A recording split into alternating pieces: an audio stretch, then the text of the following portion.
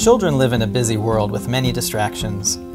Communication can be challenging in certain situations, especially when the child has a hearing loss. Sometimes, as a caregiver, you may feel frustrated by your child's difficulties with communication. Maybe it's hard to get your child's attention, or maybe you feel frustrated because your child isn't understanding you. There are steps you can take to minimize these frustrations. This video will show you how to recognize challenging listening environments and teach you how to make communication in these environments easier. When you go somewhere with your child, there are 3 things that you should think about: noise, light, and distance. Let's talk about noise first. Noise can be quiet or loud. It can also be steady or dynamic. Let's say it's a hot day and the fan is running. This noise tends to be fairly quiet and steady and does not tend to make communication more difficult. If the television set is also on, the voices coming from the TV tend to change a lot and can make communication much more difficult. Any environment where there are other people talking tends to make it harder for a child with hearing loss to understand. Sometimes there may not be many other people talking, but the room might echo considerably. This can also make communication difficult for a child with hearing loss. There are some things that you can do to reduce the impact of noise. You can avoid going to noisy places, or you can go to those places at times when they're less noisy. So for example, communication at a favorite restaurant might be easier if you go early before the crowds get there, or go a little bit later after the lunch rush is over. Look for soft materials. High-walled cushioned booths, curtains, and carpets can absorb sound, providing an easier listening environment. A room with many hard surfaces will tend to be louder. Sound treat your own home. If there is a room your child uses for studying, check to see if it is loud or quiet. Look for sources of noise that you can reduce. Curtains, cushions, and carpeting can also reduce noise in a room. If you want to talk in the car, turn the radio off and fans low, and keep the windows up to reduce road noise. Lighting is another important element for communication, particularly for children with hearing loss.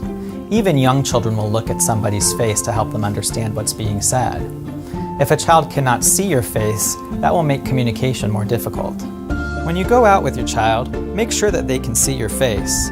It is better for you to face a source of light so your face is well lit than to have your child face the light source and see your face in shadow. While we are talking about making sure your child can see your face, we should bring up the use of clear speech. Speaking to your child with clear articulation can enhance understanding by 20%. Clear speech isn't louder than average speech, but it tends to be slightly slower and may take some getting used to, especially when your child will probably talk back to you much quicker. Be sure not to be chewing gum or food when you talk, or covering your face with your hand or facial hair.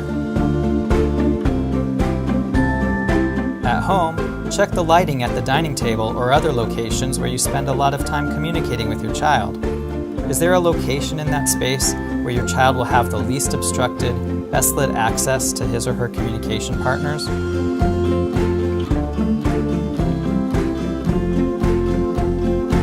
The last one is distance. As children grow, they will want to test their limits and play farther away from their parents, for example on a playground.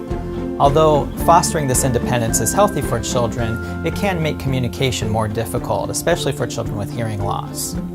If you want to engage in meaningful communication with your child, it's important to reduce that distance. Yelling from the kitchen to your child in their bedroom may only lead to frustration.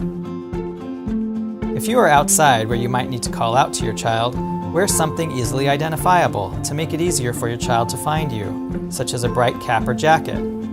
Remember, if they are closer to the noise than to you, they will have a hard time hearing you. Paying attention to noise, light, and distance will help make communication with your child easier and more pleasant. Here are some other things that you can do to help improve communication. When you're at home and watching TV, you can turn on the closed captioning on your TV set. If you're out and distance is an issue, you can use walkie-talkies or texting to communicate with your child. Teach your child effective communication. For example, instead of saying, "What?" teach your child to say, "I thought I heard you say this. Is that right?" Also, teach your child to ask for accommodations. For example, saying, "I'm sorry, can you speak a little slower so I can understand you better?" Or, "Do you mind if we turn down the radio so that I can hear you better?" Every child is unique, and you'll find the best way to communicate with your child. We hope that this video has helped you think of some new ideas to help make your outings more pleasant. And remember, your audiologist is always available to answer any questions you might have. Please feel free to call us anytime.